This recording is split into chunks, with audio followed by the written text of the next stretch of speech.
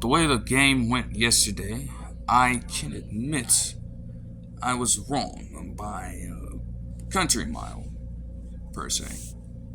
The Lions actually showed that maybe they have a little bit of merit to the hype and the bit of promise they've been expected to have for this season. But again, before I get into this tangent further, what I will say is that this is a singular game. It does not affect the trajectory of the season for either team. This isn't going to necessarily make the Lions a playoff team right off the bat. This showing by the Chiefs isn't going to make them a repeat of the Rams from last season, being Super Bowl champions the year before and then crumbling in the regular season succeeding the Super Bowl win. Makes no difference either way. It is the very first game of the season. I would not try to make any headlines with that, and anybody who does believe any of those things, again, let it get further into the season, let it get deeper into the season. This is the very first game, the very first week where something genuinely counts. So, just don't buy into anything. Don't read in too deep to the situation, basically. But starting out, obviously, everybody wants to talk about the drops, and admittedly, yes, they were a problem. And I will say that, again, everybody on that Chiefs team, for the most part, that had at least a missed target, dropped a pass of his. Like, Mahomes was under pressure a fair amount, going 21 of 39 for him, even with what he typically does every single game. Pretty uncommon to see, in my opinion, from the eye test I've gotten over the years watching the dude play. But even then, most of the passes he had were right on the money. Not to mention, he was the leading rusher for the team. You know, like, he was doing everything he could do.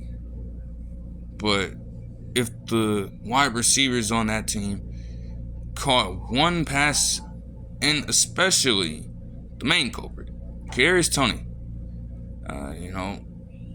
like, I get Sky Moore didn't catch a damn thing. I get other wide receivers on the team had some drops here and there. Everybody was catching a case of the stone hands every now and then, but Toney seemed to have the drops that certainly puts the Chiefs under for the game. The few drops that the 4 drops he had, one of them ended up being a pass that was right on the money, gets tipped up in the air by him, essentially, as it comes right off his hands into the hands of the rookie Brian Branch for what ended up being a very big momentum play and a pick 6, the first of his career. What a way to do that. I will give him credit for that. He was in the right place at the right time, making a very good play. So you have to give the rookie credit there. But Toney legitimately dropped it right in the breadbasket. Toney, like, dude, it's right in your hands. Right in your hands. How does it bounce perfectly off of the shit and become a pick 6? Like, that just can't happen. That cannot happen in that situation. And then, honestly, another egregious drop of his. I don't even have to really worry about the other couple, but I am going to harp on the one that came on the Chiefs' final drive, just before the 2-minute warning. This dude was wide open with another perfect pass had a very clear lane to get a lot of yardage. He catches it, they're in field goal range already. We're only down by 1. They would have won the game. You know Mahomes in a situation like that can easily close it out. And Toney drops that one too. Then you have, after all of that, you have him getting into a desperation play where he throws it up and Sky Moore is wide open down the field. Honestly, he has a shot to catch it. He drops it too. It's just, you have to get that together. You just have to get more consistency in that department, honestly. Like, Mahomes is defending Toney.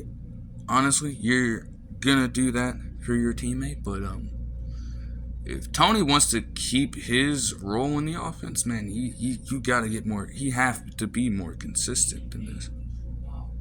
Honestly.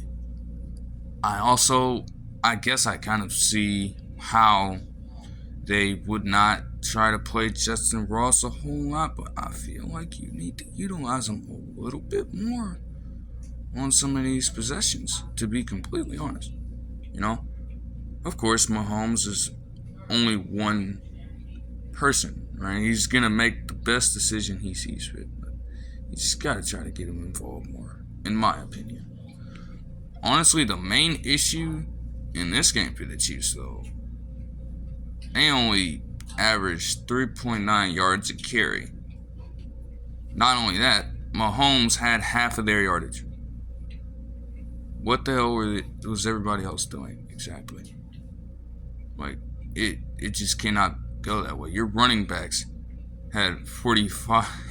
Your running backs had 45 yards, and then your receivers, you tried to get a few runs with your wide receivers. All 3 of them tallied up to nothing on that end in terms of yardage. It's like, no, man. This nigga gotta be gay. And then defensively, I understand the magnitude of not having a player like Chris Jones, and honestly, for the offensive side, having Travis Kelce too. But it's not like the defense wasn't performing, honestly. But Jarius Sneed, Nick Bolton, and Justin Reed were making timely plays all game long, to be honest. They kept them in it.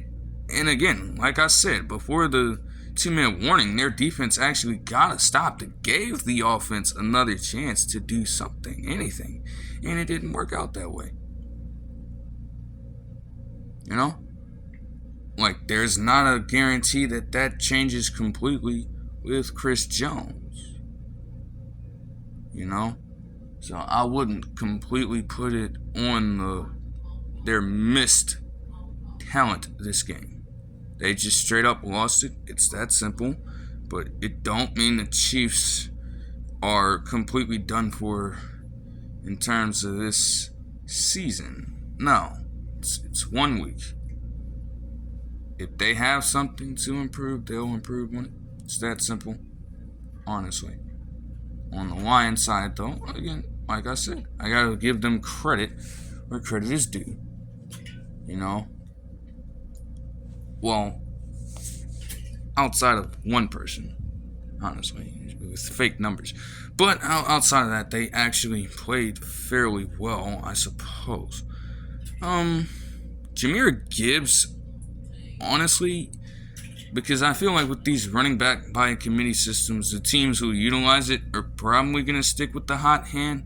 And I guess they saw David Montgomery with all this yardage and thought, okay, we're just going to let him go for the rest of the game and do his thing out there. But the fact that he averaged 3.5 yards a carry for 74 yards is not necessarily the best. Like, he essentially got a good game out of just straight up volume. He didn't necessarily maximize the yardage that could have been allotted for every single touch of his. And it's not going to happen like that all the time. But 3.5 yards a carry is generally underwhelming. And I mean, given the way the rest of the rushers performed outside of Jahmyr Gibbs, with him averaging 6 yards on 7 attempts for 42 yards total in the rushing game. And then also in the receiving game, tallying another 18 on 2 receptions.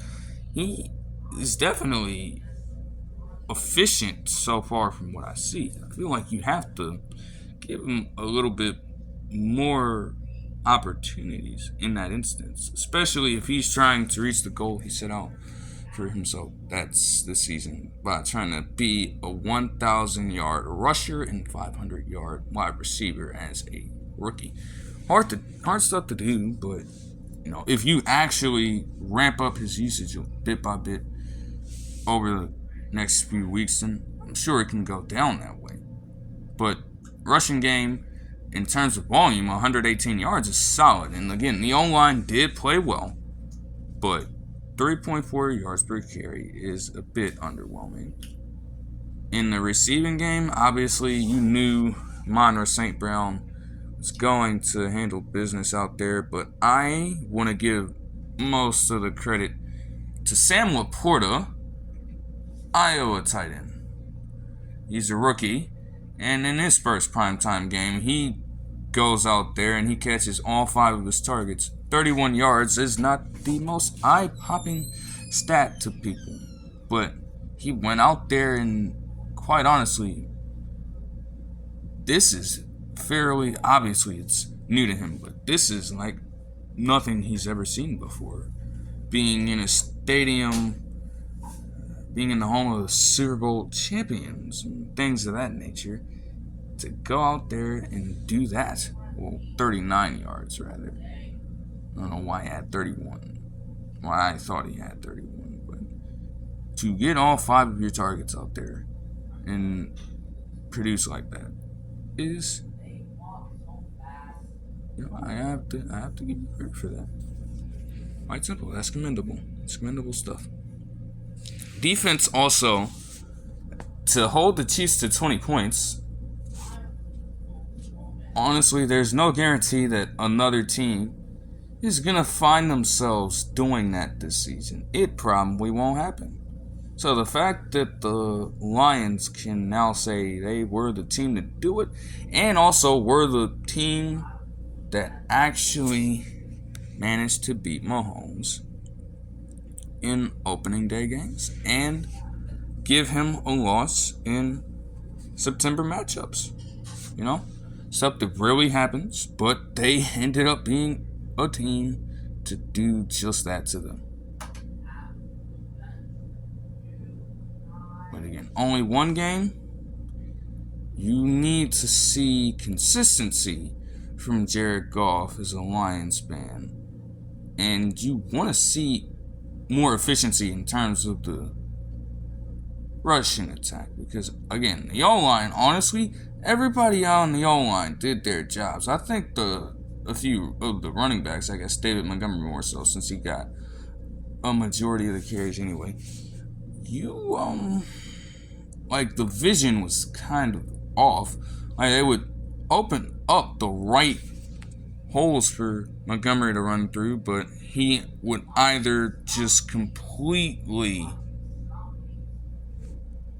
disregard it and run in a very separate path, or Nick Bolton just straight up got into his running lane and stopped him on sight. Yeah, you're going to have to kind of work your way around that if you're David Montgomery. And I don't know why the hell Jared Goff was trying to run, though. I mean, in all actuality. 30 for 117. It's still under 4 yards per carry. Well, 30 for 119. It's still under that total, but come on. What are you running 5 times for? 2 net negative yards. Doesn't make any sense to me. But nonetheless, a solid win. Matter of fact, probably one of the better wins the Lions could say they could have attained this season. Obviously, they're Super Bowl champions. You beat them in their own house as they were getting the trophy presented to them and all sorts of things like that. But if you really want to consider yourselves as playoff contenders, you're going to have to do a lot more of these types of things this season. I'm not necessarily sure if Jared Goff is capable of such a thing without an offensive mastermind as his OC, but that is the beauty of the NFL season. And as you're going to see in the games to come throughout the weekend, and I guess Monday too, you're going to see just how fresh everything is. Some teams will look like they are rising to the occasion, like they're actually going to be good, like the undefeated start that Sam Darnold had with the Panthers in 2021, and then like that same team, they end up falling off a cliff, and you'll see other teams who may start off sluggish. By the end of the season, it's just a fluke in the one game because they are just getting back into the swing of a full NFL season.